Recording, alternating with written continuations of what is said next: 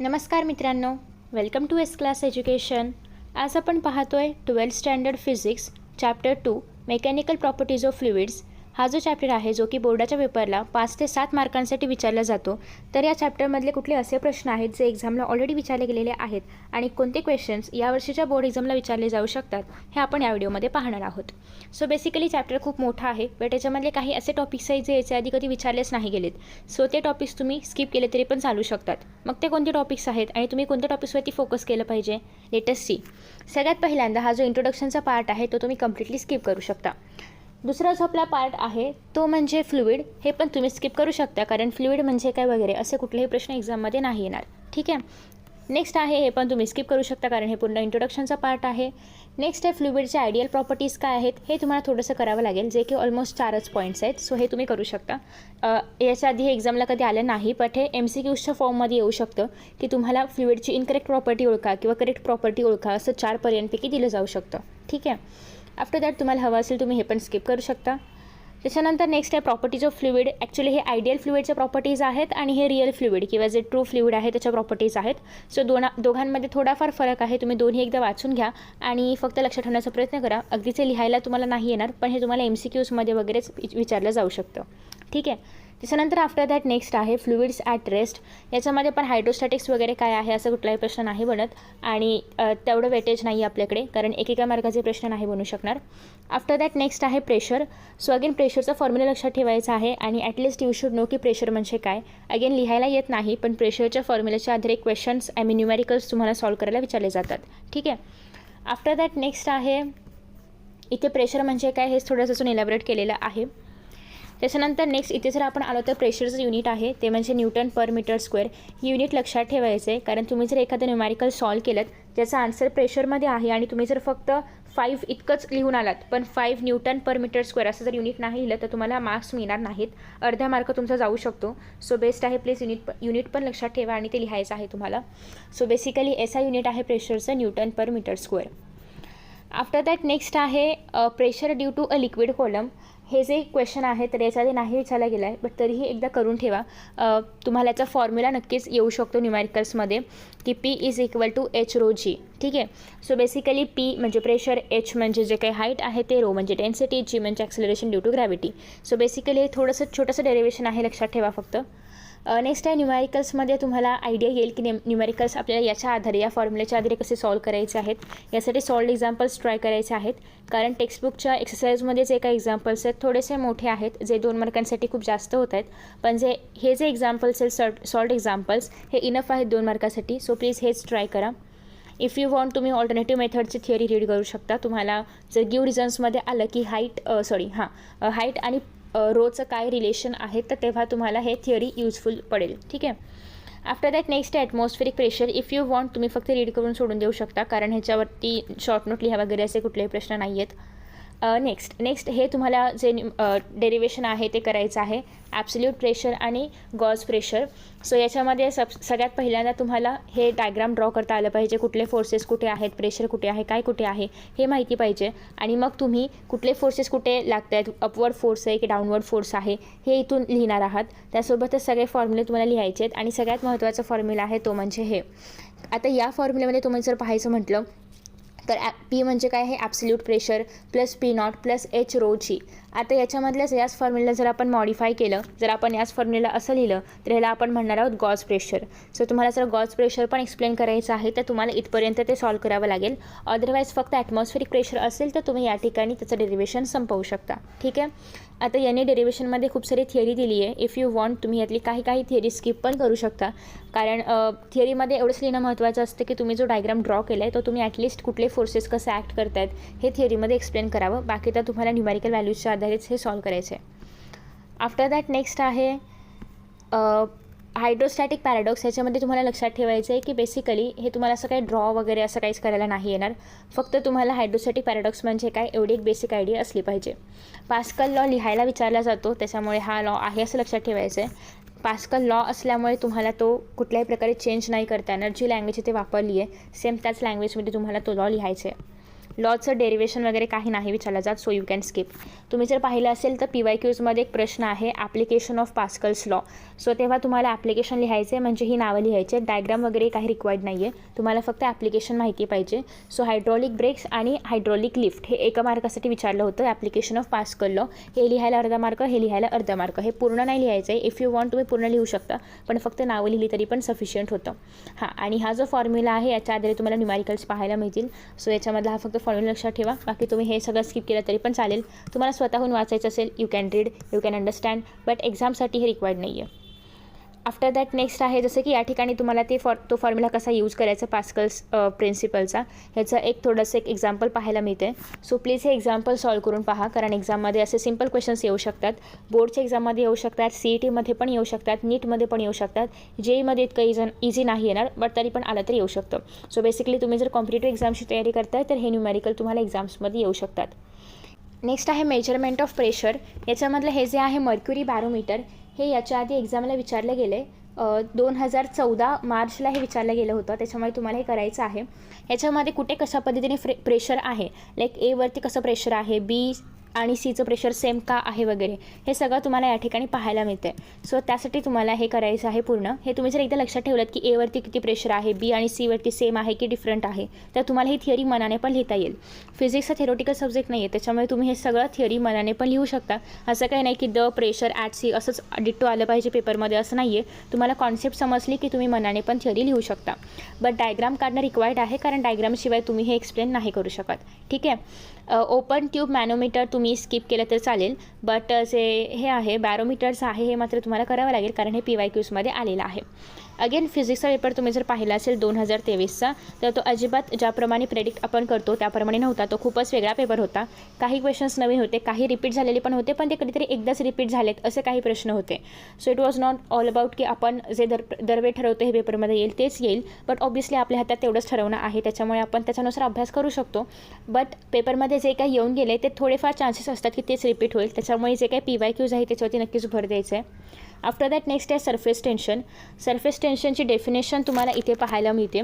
So please he definition, त्याचं formula आणि त्याचं डायमेन्शन ॲनालिसिस हे एवढं तुम्हाला करायचं आहे, कारण हा प्रश्न एक्सप्लेन द टर्म्स किंवा डिफाईन असा 2008 साली विचारला गेला होता, आणि अगेन 2009 सालीसुद्धा विचारला गेला होता. सो त्याच्यामुळे तुम्हाला हा क्वेश्चन करावा लागेल.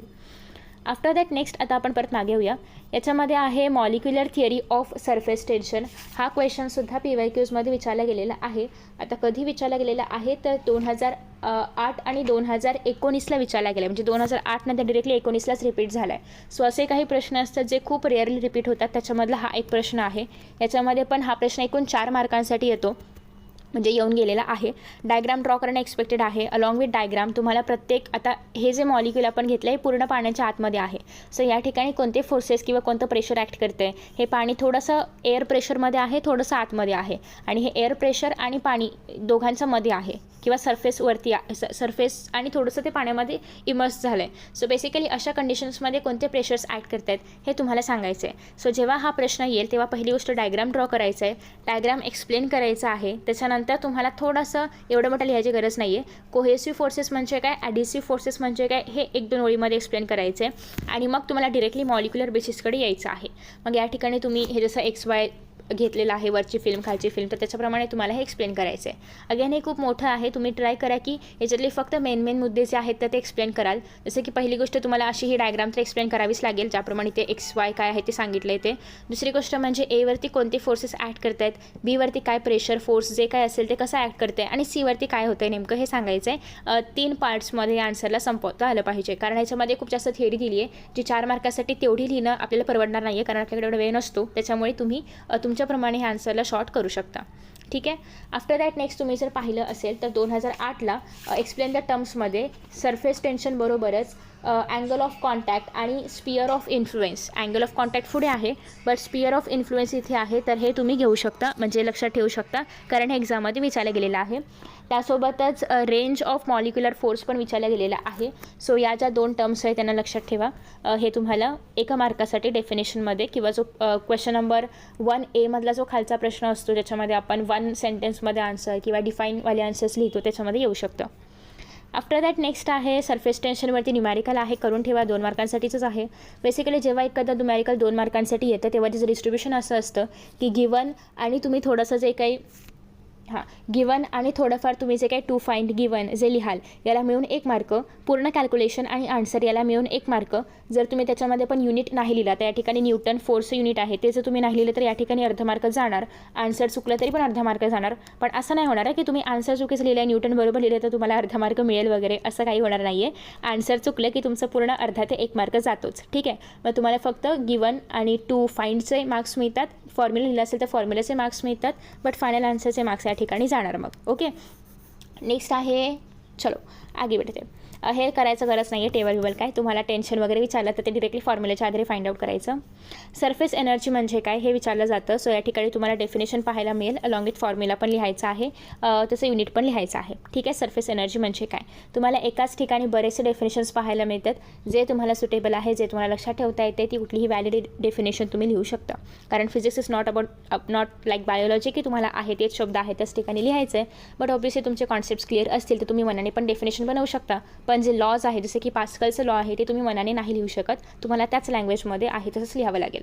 ओके, नेक्स्ट आहे रिलेशन बिटवीन सरफेस एनर्जी आणि सरफेस टेन्शन. हा प्रश्न ऑक्टोबर 2013, मार्च 2013 आणि अजून 1 ते 2 वेळा येऊन गेलेला आहे. सो बेसिकली या प्रश्नाचं खूप जास्त वेळा येऊन गेलं आहे. सो याचे चान्सेस आहेत की एक्झाममध्ये येऊ शकतं. तर बेसिकली या प्रश्नामध्ये तुम्हाला सरफेस टेन्शन आणि सरफेस एनर्जीमध्ये काय रिलेशन आहे ते दाखवायचं आहे. So first of all diagram draw करायचं आहे. ॲज युजल डायग्राममध्ये एक्सप्लेन करायचं आहे की हा लूप आहे, याला आपण बुडवलेला आहे पाण्यामध्ये, म्हणजे साबणाच्या सोल्युशनमध्ये, आणि मग त्याच्यामध्ये ऐतिहासिक फिल्म तयार झाली आहे. मग त्या फिल्म ते वाढते कमी होते याच्या आधारे तुम्ही टेन्शन आणि एनर्जीमधलं रिलेशन जे आहे ते स्पष्ट करणार आहात. ठीक आहे, सो बेसिकली तुम्ही कुठपर्यंत आलं पाहिजे, इथपर्यंत पूर्णच्या पूर्ण तुम्ही लिहिलं पाहिजे. हे त्या डेरिवेशनचा भाग नाही आहे, तुम्ही इथपर्यंत जर त्याचं रिलेशन दाखवलं तरी पण इनफ आहे. ठीक आहे, आता नेक्स्ट आहे अगेन या ठिकाणी तुम्हाला या तिन्ही कॉन्सेप्टचं एक मिक्स असं न्यूमॅरिकल पाहायला मिळते. सरफेस टेन्शन, वर्क डन, ज्याला आपण एनर्जी पण म्हणू शकतो. तर या बेसिकली सगळ्याच कॉन्सेप्ट्सवरती आधारित एक न्यूमॅरिकल पाहायला मिळते. 2 मार्कांसाठी तुम्हाला एक्झाममध्ये सेम टू सेम किंवा अशाच प्रकारे फक्त न्यूमॅरिकल व्हॅल्यूज बदलून हे एक्झाम्पल दिलं जाऊ शकतं. आफ्टर दॅट नेक्स्ट आहे angle of contact. What is meant by angle of contact, हा एका मार्काचा प्रश्न विचारला गेलेला आहे. तर त्याच्यामध्ये तुम्हाला याचा आन्सर लिहावं लागेल की अँगल ऑफ कॉन्टॅक्ट म्हणजे काय. डायग्राम ड्रॉ करणं रिक्वायर्ड नाही आहे, बट इफ यू वॉन्ट तुम्ही डायग्राम ड्रॉ करून पण दाखवू शकता. ठीक आहे, आफ्टर दॅट नेक्स्ट आहे हे बाकीची थिअरी इफ यू वॉन्ट तुम्ही स्किप करू शकता. फक्त एवढं लक्षात ठेवा की तुम्हाला MCQजमध्ये ॲक्यूट अँगल म्हणजे कोणत्या 2 सोल्युशन आणि सरफेस, या कोणत्या 2 सोल्युशन आणि सरफेसमध्ये बनू शकतं असं विचारलं जाऊ शकतं. जसं की या ठिकाणी आता ऑप्टिव्स अँगलसाठी एक्झाम्पल दिले वॉटर ग्लास सरफेस, किंवा कॉन्केव्ह मिनिस्कससाठी एक्झाम्पल दिलं आहे कॉन्केव्हसाठी एक्झाम्पल दिलं आहे वॉटर ग्लास, आणि मर्क्युरी ग्लाससाठी एक्झाम्पल दिलं आहे कॉन्वेक्सचं. तर बेसिकली हे पण तुम्हाला MCQजमध्ये येऊ शकतं. सो त्यासाठी हे पॅरा महत्त्वाचं आहे. लिहायला वगैरे नाही येणार, MCQजमध्येच तुम्हाला चूज करायला दिलं जाऊ शकतं. नेक्स्ट तुम्ही जर पाहिलं तर याच्यामधले जे आहेत डेरिवेशन्समध्ये कुठलं आलं आहे. सो अँगल ॲक्यूट जेव्हा असेल तेव्हाचं डेरिवेशन विचारलं गेलं होतं 2017 साली, आणि त्याच्यानंतर नाही विचारलं आहे. येस, सो 2017ला याचं डेरिवेशन विचारलं गेलेलं होतं. सो बेसिकली त्या डेरिवेशनमध्ये काय काय लिहिणं एक्सपेक्टेड आहे. त्या डेरिवेशनमध्ये फक्त तुम्हाला डायग्राम ड्रॉ करायची होती आणि एक्झाम्पल लिहायचं होतं की कोणाच्यामध्ये ॲक्यूट अँगल बनतं, कोणत्या 2 सरफेसच्या कॉन्टॅक्टच्यामध्ये ॲक्यूट अँगल बनतं. सो या ठिकाणी तुम्हाला त्याचं एक्झाम्पल तर पाहायला मिळतं आहे. सो डायग्राम ड्रॉ करायची होती आणि एक्झाम्पल लिहायचं होतं, बाकी हे काही डिराईव्ह वगैरे काही पूर्ण होतं करायचं. ठीक आहे, सिमिलरली फॉर कॉन्वेक्स मिनिस्कससाठी ज्या ठिकाणी ऑप्टिव्स अँगल बनतो आहे, डायग्राम ड्रॉ करायचा आहे, त्यासोबतच एक्झाम्पल्स लिहायचे कोणाच्यामध्ये ऑप्टिव्स अँगल बनतो. Next for zero angle of contact, हे पण एक्झाममध्ये विचारलं गेलं होतं की झिरो अँगल ऑफ कॉन्टॅक्ट पुढीलपैकी कशामध्ये बनतं. So basically highly pure water असेल, क्लीन ग्लास असेल तर यांच्यामध्ये हे बनणार आहे झिरो अँगल ऑफ कॉन्टॅक्ट. हे तुम्हाला MCQजमध्ये येऊ शकतं. आफ्टर दॅट नेक्स्ट आहे angle of contact 90 degree and conditions for convexity and concavity. हे पण एक्झाममध्ये नाही विचारलं आहे. सो इफ यू वॉन्ट तुम्ही याला स्किप करू शकता. नेक्स्ट आहे shape of liquid drops on a solid surface. So basically हे जे पूर्ण डेरिवेशन आहे, तर बेसिकली याच्यामधलं या डेरिवेशनमधलं कुठला पार्ट विचारला गेला आहे, लेट मी चेक आणि मग मी तुम्हाला सांगते. सो नाही, याच्यामधला कुठलाच पार्ट नाही विचारला गेला आहे. सो इफ यू वॉन्ट तुम्ही हा जो पार्ट आहे तर हा स्किप करू शकता. ठीक आहे, की त्याचं शेप कसं बनतं ह्याच्याबद्दल काही विचारलं नाही गेलं आहे. बट हां, factors affecting the angle of contact हे मात्र PYQमध्ये आहे आणि पुढे एक्झामला पण येऊ शकतं. सो बेसिकली तुम्हाला हे जे 3 पॉईंट्स आहेत तर ते करायचे आहेत. आफ्टर दॅट नेक्स्ट आहे effect of impurity and temperature on surface tension. याच्यामध्ये पण तुम्हाला हे 3 पॉईंट्स करायचे आहेत आणि सेम फॉर टेम्परेचरसाठी सुद्धा, कारण तुम्हाला अँगल ऑफ कॉन्टॅक्ट कसा बदलला जाऊ शकतो हे विचारलं जाऊ शकतं. त्यासोबतच सरफेस टेन्शनवरती इम्प्युरिटीज आणि टेम्परेचरचा कसं परिणाम होऊ शकतो हे पण विचारलं जाऊ शकतं. सो त्यासाठी हे पूर्ण पेजमधलं तुम्हाला हे वर्ष जरी स्किप केलं तरी पण हे पॉईंट्स तुम्हाला करायचे आहेत, कारण हे 2-2 मार्कांचे प्रश्न असे बनू शकतात. आफ्टर दॅट नेक्स्ट या ठिकाणी तुम्हाला पाहायला मिळतं आहे, एक मिनटं सो हे पण तुम्ही स्किप केलं तरी पण चालेल, कारण जे कॉन्केव्ह कॉन्वेक्स मिनिस्कसचे जे पण एक्झाम्पल्स आहेत ते आपण ऑलरेडी पाहिलेत. सो इफ यू वॉन्ट तुम्ही हे स्किप करू शकता. Explanation of formation of drops and bubble. So हे जे आपला लॅपलेसचं फॉर्म्युला आहे किंवा लॅपलेसचा लॉ जो आहे हा खूप जास्त वेळा डिराईव्ह करायला विचारला गेला आहे. कुठे बरं गेलं ते, कोणत्या इयरला आलं आहे ते कुठे दिलं आहे, येस हां 2018, 2016, 2015. सो बेसिकली 3 ते 4 वेळा हा प्रश्न विचारला गेला आहे. लॅपलेस लॉ तुम्हाला एक्सप्लेन करायला विचारण्यात आलेला आहे. सो अशा केसेसमध्ये डायग्राम ड्रॉ करणं इथपासून सुरू करायचं आहे, वरचं नाही घेतलं तरी पण चालेल. डायग्राम ड्रॉ करायचं आहे, डायग्राम एक्सप्लेन करायचं आहे आणि मग तुम्हाला इथपासून सोडवत यायचं आहे इथपर्यंत लॅपलेस लॉपर्यंत. ठीक आहे, सो इथपर्यंत तुम्हाला हे सॉल्व करत यायचं आहे. फॉर्म्युला पण लक्षात ठेवा, कारण फॉर्म्युल्यावरती न्यूमॅरिकल्स विचारले जातात लॅपलेसच्या. सो हे जे डेरिव्हेशन आहे हे 3 ते 4 मार्कांना तुम्हाला एक्झाममध्ये येऊ शकतं. ठीक आहे, आफ्टर दॅट नेक्स्ट आहे, जेव्हा तुम्ही फॉर्म्युला यूज करणार आहात तेव्हा प्लीज चेक की या ठिकाणी वॉटर ड्रॉप सांगितलं आहे का, कारण जर बबल सांगितलं तर बबलचा वेगळा फॉर्म्युला आहे. सो बेसिकली एक्झाममध्ये पण बबल विचारलं आहे की ड्रॉप विचारलं आहे हे पण पहा, कारण एक्झाममध्ये लॅपलेसचा लॉ जर बबलसाठी असेल तर तो वेगळा आहे, ड्रॉपसाठी असेल तर वेगळा आहे. जर एक्झाममध्ये कन्फ्यूज झालात तर दोन्ही पण लिहून या. ठीक आहे, सो बेसिकली न्यूमॅरिकलमध्ये पण ड्रॉप विचारलं आहे का बबल विचारलं हे आधी बघा, कारण त्यानुसार फॉर्म्युला बदलणार आहे. नेक्स्ट आहे कॅपिलरी ॲक्शन. सो बेसिकली याच्यामध्ये तुम्हाला कॅपिलरिटी कधी बनते किंवा कॅपिलरिटी म्हणजे काय तर हे विचारलं गेलेलं आहे. व्हॉट इज मीन बाय कॅपिलरिटी आणि कॅपिलरिटी हा फिनोमिना कधी पाहायला मिळतो. सो हा क्वेश्चन एक्झाममध्ये येऊन गेलेला आहे. सो त्यासाठी तुम्हाला लक्षात ठेवायचं आहे की कॅपिलरिटी म्हणजे काय आणि कधी शक्य आहे हे, तर जेव्हा ऑइल राईज वगैरे जे पण दिलं आहे ते सगळं तुम्हाला करायचं आहे. इथपर्यंतच हां, एवढंच. आफ्टर दॅट नेक्स्ट आहे कॅपिलरी फॉल आणि कॅपिलरी राईज. याच्यावरती डेरिव्हेशन विचारले गेलेले आहेत. सो त्याच्यामुळे हे पण तुम्हाला लक्षात ठेवायचं आहे. कॅपिलरी फॉल काय आहे, कॅपिलरी राईज काय आहे.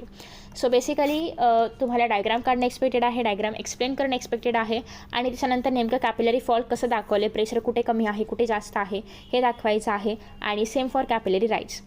कॅपिलरी राईज आपण 2 प्रकारे दाखवू शकतो. सो बेसिकली 2 मेथड्स आहेत त्याच्या, एक तर प्रेशर डिफरन्स मेथड आहे आणि दुसरी म्हणजे forces method.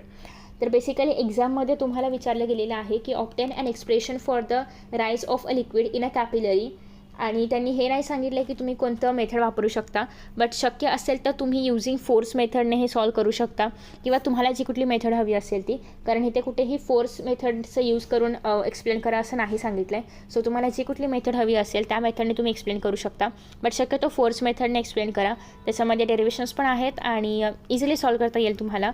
So force method using तुम्ही कॅपिलरी राईज कसं होतं ते दाखवू शकता, कारण हा एक्झाममध्ये प्रश्न आलेला आहे 2019ला 2009ला. ठीक आहे, याचं न्यूमॅरिकल पण करायचं आहे. जर तुम्हाला फॉर्म्युला माहिती असेल तर तुम्ही न्यूमॅरिकल इझिली करू शकता, कारण सगळ्या व्हॅल्यूज फॉर्म्युलामध्ये तुम्हाला पुट करायचे आहेत फक्त आणि आन्सर फाइंड आउट करायचे, जास्त काहीच अवघड नाही आहे. नेक्स्ट आहे फ्लुइड्स इन मोशन. हे तुम्ही स्किप करू शकता. तर बेसिकली या पूर्ण पेजमधून काय विचारलं जातं, फक्त स्ट्रीमलाईन फ्लो आणि टर्ब्युलंट फ्लोमधला डिफरन्स, बाकी तुम्ही काही नाही केलं तरी पण चालेल. हे सगळं स्किप करू शकता. या दोघांमधला डिफरन्स 2 मार्कांसाठी विचारला जातो. 4 पॉईंट्स तुम्हाला लिहायचे आहेत, सिम्पल. आफ्टर दॅट नेक्स्ट आहे क्रिटिकल वेलोसिटी आणि रेनॉल्ड्स नंबर. सो बेसिकली तुम्हाला कसं दिलं होतं क्वेश्चन आहे माझ्याकडे की तुम्हाला रेनॉल्ड्स नंबरचं फॉर्म्युला लिहा असं डिरेक्टली विचारलं गेलं होतं आणि त्यामधल्या प्रत्येक टर्मला एक्सप्लेन करा. म्हणजे याच्यामध्ये VC काय आहे, RN काय आहे, रो काय आहे, डी काय आहे, या प्रत्येक टर्मला एक्सप्लेन करा असा तो फॉर्म्युला, असं ते प्रश्न होता. सो त्यासाठी तुम्हाला क्रिटिकल वेलोसिटी म्हणजे काय, फॉर्म्युला काय आहे आणि फॉर्म्युलामधलं प्रत्येक टर्मचं मिनिंग काय आहे हे माहिती पाहिजे. सो तुम्हाला हा एवढा पॅरेग्राफ करायचा आहे. 2 मार्कांसाठीचा हा प्रश्न होता. आफ्टर दॅट नेक्स्ट आहे विस्कोसिटी. सो विस्कोसिटीचं डेरिव्हेशन तुम्हाला करायचं आहे. कुठे गेलं हां. So basically gradient, velocity gradient म्हणजे काय हे करायचं आहे आणि या ठिकाणी कोइफिशियंट ऑफ विस्कोसिटीचं डेरिव्हेशन, हे डेरिव्हेशन पण 2 मार्कांपर्यंत येऊ शकतं. ठीक आहे, जेव्हा तुम्ही कोइफिशियंट ऑफ विस्कोसिटी लक्षात ठेवणार आहात किंवा डेरिव्हेशन लिहिणार आहात तेव्हा तुम्हाला डेफिनेशन पण लक्षात ठेवायची आहे आणि याच्यावरती खूप सारे न्यूमरिकल्स विचारले जातात. सो तेव्हा तुम्हाला विस्कोसिटीचं जे युनिट आहे तर ते न्यूटन सेकंड पर मीटर स्क्वेअर आहे लक्षात ठेवायचे, कारण हे येतं कशामध्ये MCQsमध्ये तुम्हाला हे विचारलं जाऊ शकतं किंवा इव्हन तुम्हाला याचं डायमेन्शनल ॲनालिसिस काढा ते MCQsमधून शोधा असं पण प्रश्न येऊ शकतं. हा येलो बॉक्स तुम्ही स्किप करू शकता, हे पण स्किप करू शकता, हे सगळं स्किप करू शकता. नेक्स्ट आहे स्टोक्स लॉ. स्टोक्स लॉ पण एक्झाममध्ये विचारला गेला आहे. सो तुम्हाला स्टोक्स लॉचं हे काही नाही केलं तरी पण चालेल. आपल्याला फक्त लॉ काय म्हणतोय ते लिहायचं आहे आणि लॉ न्यूमरिकल व्हॅल्यूजमध्ये एक्सप्लेन करायचं आहे. ठीक आहे. सो तुम्हाला डेफिनेशन लिहायचे आहे किंवा तो लॉ लिहायचा आहे आणि त्याचे न्यूमरिकल व्हॅल्यूज लिहायचे आहेत, एवढंच करायचं आहे. सिमिलरली हा फॉर्म्युला लक्षात ठेवायचा आहे कारण याच्यावरती न्यूमरिकल्स विचारले जातात, इव्हन नीटला CETला पण विचारले जातात.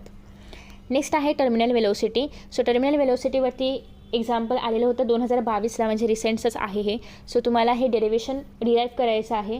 क्वेश्चन असा होता की derive an expression for terminal velocity of a spherical object falling under gravity through a viscous medium. So त्यासाठी तुम्हाला आधी तर हे डायग्राम ड्रॉ करावं लागेल. हे विस्कस मीडियम आहे हे सांगावं लागेल. याच्यामध्ये एक ऑब्जेक्ट, स्पेरिकल ऑब्जेक्ट किंवा बॉल जे काही तुम्ही कन्सिडर करणार असाल ते पडलेलं आहे हे सांगावं लागेल आणि मग हे पूर्ण आन्सर तुम्हाला लिहावं लागेल. सो बेसिकली तुम्ही इथून सुरू करणार आहात. ठीक आहे. हे पूर्ण डेरिव्हेशन तुम्हाला लिहायचं आहे आणि हा मेन फॉर्म्युला तुमचा आला पाहिजे. सो हा फॉर्म्युला लक्षात असेल तर तुम्हाला याच्यावरचे न्यूमरिकल्स पण सॉल्व करता येतील. काहीच अवघड नाही आहे, फक्त फॉर्म्युला लक्षात असला पाहिजे.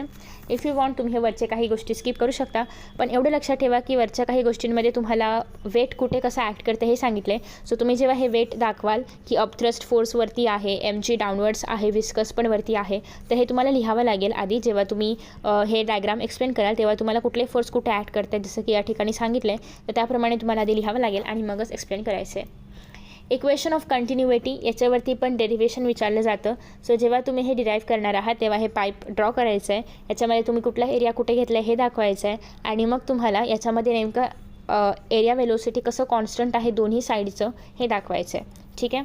याच्यावरती पण सिम्पल न्यूमरिकल्स येतात. हा जो लॉ आहे तर तो आहे असं लिहायचं आहे, त्याला आपण कंटिन्युटीचं इक्वेशन म्हणतो. याच्यामध्ये तुम्ही कुठलेही चेंजेस नाही करू शकत. जर तुम्हाला AI = A2 V2 माहिती असेल तर तुम्ही हे न्यूमरिकल पण सॉल्व करू शकता. अगेन तुम्हाला नीटमध्ये एरिया आणि वेलोसिटीचं काय रिलेशन आहे, युनिव्हर्सली प्रपोर्शनल आहे, डायरेक्टली प्रपोर्शनल आहे, याच्या आधारे क्वेश्चन्स विचारले जाऊ शकतात, थेरोटिकल पण आणि न्यूमरिकल पण. सेम फॉर बर्नौलीचं पण तुम्हाला हे लक्षात ठेवायचं आहे. कुठे गेलं हां. सो बर्नौलीचं इक्वेशन पण तुम्हाला लक्षात ठेवायचं आहे आणि याचं जे काही थिअरी पार्टमध्ये जे डेरिव्हेशन आहे तर ते पण लक्षात ठेवायचं आहे. सो बेसिकली याच्यामध्ये तुम्हाला जास्त थिअरी लिहायची गरज नाही आहे. तुम्ही काही मधली थिअरी स्किप पण करू शकता, कारण एक्सपेक्टेड आहे की तुम्ही डायग्राम ड्रॉ कराल, डायग्राम थोडक्यात एक्सप्लेन कराल आणि नेमकं तुम्ही जे सोल्युशन आहे त्याच्यामध्ये डेरिव्हेशन लिहाल. न्यूमरिकल डेरिव्हेशन जास्त लिहा थिअरोटिकलपेक्षा आणि पूर्ण. सो बेसिकली आलं तर याचं वेटेज 3 ते 4 मार्कांचं असू शकतं. सेम फॉर कंटिन्युटी आणि बर्नौली. सो बर्नौली जर तुम्हाला आलं एक्झाममध्ये तर फक्त फॉर्म्युला लक्षात ठेवायचा आहे, कारण त्याच्या आधारे पूर्ण न्यूमरिकल सॉल्व होऊ शकतं. सो हे जे पार्ट्स आहेत हे तुम्ही स्किप करू शकता. ॲप्लिकेशन ऑफ बर्नौलीज इक्वेशन हे एक्झाममध्ये तेवढं नाही विचारलं आहे, पण हे जे न्यूमरिकल आहे हे मात्र करा, कारण हे 2 मार्कांसाठी येऊ शकतं. खूप इझी आहे. बाकी इफ यू वॉन्ट तुम्ही हे पण स्किप करू शकता. ओके. इथे तर काय नाही ते स्किप करण्यासारखं. सो बेसिकली हे एवढे काही टॉपिक्स आहेत जे तुम्ही स्किप करू शकता आणि जे काही करायचे टॉपिक्स आहेत ते मी तुम्हाला ऑलरेडी सांगितलेत. नेक्स्ट एक्सरसाइजमधले तुम्हाला सगळे MCQs करायचे आहेत. बाकी सगळे जे क्वेश्चन्स एक्सरसाइजमधले आहेत ते सगळे आपण ऑलरेडी थिअरोटिकल जे आता मी क्वेश्चन्स इम्पॉर्टंट आहेत ते सांगितले त्याच्यामध्ये आपण कवर केलेत. न्यूमरिकल्स तुम्ही हे सॉल्व करा किंवा PYQsमधले न्यूमरिकल्स सॉल्व करा. बेसिकली PYQsमध्ये जे काही न्यूमरिकल्स आहेत तर ते 2 मार्कांना असतील इतपतच आहेत. बाकी एक्सरसाइजमधले काही न्यूमरिकल थोडेसे मोठे असू शकतात. जसे की आता हे न्यूमरिकलमध्ये पाहू शकता तुम्हाला काय फाइंड आउट करायचं आहे, गेज प्रेशर फाइंड आउट करायचं आहे, gauge gauge whatever. So basically gauge gauge pressure जे आहे ते फाइंड आउट करायचं आहे. सो असे काही न्यूमरिकल्स जे काही छोटेसे आहेत हे तुम्हाला 2 मार्कांसाठी येईल. पण एखादं न्यूमरिकल खूप मोठं आहे ज्याच्यामध्ये खूप जास्त टर्म्स विचारले गेलेले आहेत किंवा त्याचं सोल्युशन खूप मोठं आहे असं न्यूमरिकल 2 मार्कांसाठी शक्यतो नाही येणार. ठीक आहे. सो इफ यू वॉन्ट तुम्ही हे जे न्यूमरिकल्स आहे यांची प्रॅक्टिस करू शकता किंवा सॉल्ड एक्झाम्पलमधले न्यूमरिकल्स केले फक्त तरी पण चालेल. सो इन दिस वे आपण या चॅप्टरमधले सगळे काही महत्त्वाचे पार्ट्स पाहिलेत, काय स्किप करायचे काय ठेवायचे हे पण पाहिलेत. त्यासोबतच मी इतर विषय आणि इतर चॅप्टर्सचे पण असे इम्पॉर्टंट क्वेश्चन्सचे व्हिडिओज अपलोड करत आहे. सो प्लीज त्यांना पण चेकआउट करा. आणि नेक्स्ट चॅप्टर आपण पाहणार आहोत kinetic theory of gases and radiation. So thank you so much for watching this video. Best of luck for your exams and bye bye.